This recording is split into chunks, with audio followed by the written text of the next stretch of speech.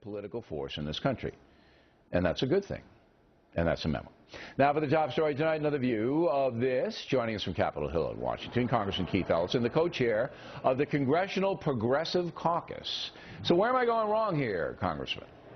Well, I don't think this movement is dead. I also think that it's important not to blame everyone for the bad actions of a few. The fact is that this movement has raised important points, and I believe the movement has been successful in that it has changed the national dialogue. Bill, you remember this summer, everything was all about the super committee and the debt ceiling. Now we're talking about accountability on Wall Street for the first time, and I think that that is a good thing. No matter what happens, no matter what the future holds, they have changed the national dialogue, and this is something that both Tea Partiers and progressives and people all over America probably can agree on, that the mistreatment, misbehavior on Wall Street needs to be focused on, and there needs to be some accountability. All right, but you said that Congress should step up and support the Occupy Wall Street movement. Do you still believe that in light of all the crime, all the depravity that we've seen, all of the chaos? You still believe that Congress of the United States should declare support for the occupiers? You know, Bill, I have to disagree. I don't think that I ever declared that Congress should support it. Well, in a YouTube video released on November 5th. All right? I know. Congress should step up and support the Occupy Wall Street movement. Come on. I think your researchers didn't do you a good turn. What I said is we need to step up and do our job, create some jobs, get some lending to small business. What I said is Congress should not try to control the Occupy movement. I've heard people say... All right, but let me just ask you that. Look, I don't want to parse it. Do you believe Congress should support the occupiers right now? I believe that Congress has a job to do, and the occupiers have another set of things that they are trying to do. You're dodging me now. You're a no-spin guy, Congressman. You're dodging my question. It's a simple question. Do you believe Congress should support this movement as it is now?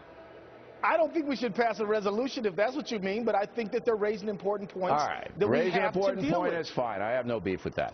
Okay. You know, you had, I'm sure you saw the Fannie Mae, Freddie Mac guys in front of the Congressional Committee today. Why aren't the occupiers in front of their house? I mean, these are guys taking out $100 million of taxpayer money in 2 years for Fannie and Freddie, which owe $141 billion to the government. Where are the occupiers on that? Well, first of all, I supported that. I am on the Financial Services Committee, and I want to tell you that compensation for executives at failing businesses needs to be looked at, particularly when so you and I agree. Where are the occupiers on that?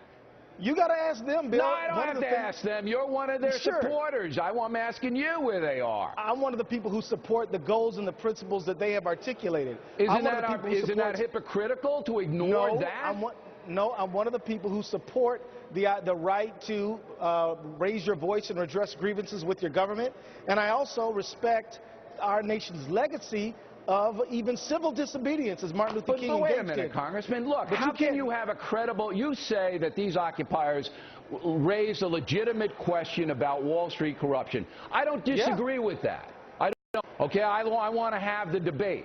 But then I ask you a follow-up question about where these pinheads are when it comes to Freddie and Fannie paying out $100 million over 2 years when they owe $141 billion to the folks, and you don't condemn that. How can they have any credibility? How? I think they probably strongly disapprove. Well, where are they? Where's the sign? I can't tell you that. I can't tell you that, but I can tell you this.